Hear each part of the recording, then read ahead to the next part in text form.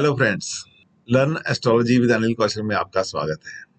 बात हो रही थी बुध ग्रह की, यानी कि मरकरी प्लैनेट की। आज के इस वीडियो में हम बात करेंगे जिनको बुध ग्रह से रिलेटेड वस्तुओं का दान करना होता है, यानी कि मरकरी से रिलेटेड आर्टिकल्स जो दान करने होते हैं वो कौन कौन से होते हैं। सबसे पहले सबसे बढ़िया जो मरकरी की चीज होती है वो होता है हाथी का दांत, हस्ती दांत।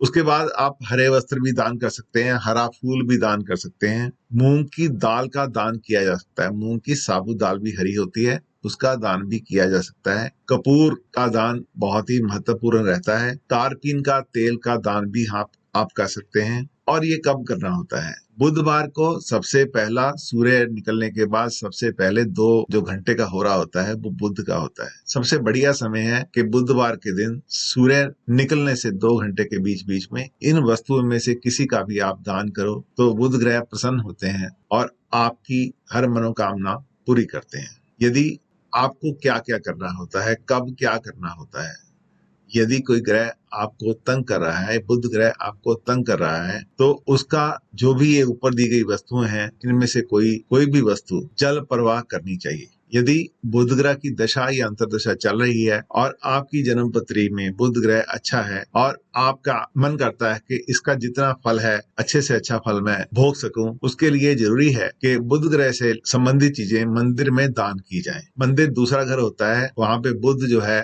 धन की वर्षा करता है, कुटुंब को ठीक रखता है और आपको बहुत फल देता है। देखिए, यदि हम लाल किताब की बात करेंगे तो दूसरे घर में जो बुध अच्छा नहीं माना जाता, तो उसके लिए यदि वहां पे बृहस्पति पड़ा है तो कोई ज्यादा फर्क नहीं पड़ने वाला। यदि वहां पे बृहस्पति नहीं पड़ा, दूसरे घर में कोई बृहस्पति का दुश्मन ग्रह पड़ा है, तो ये मत कीजिए, ऐसा नहीं करना चाहिए। तब आपको बुध जो है, बुध की वस्तुओं का दान किसी मंदिर में ना देकर किसी गौशाला में दे सकते हैं।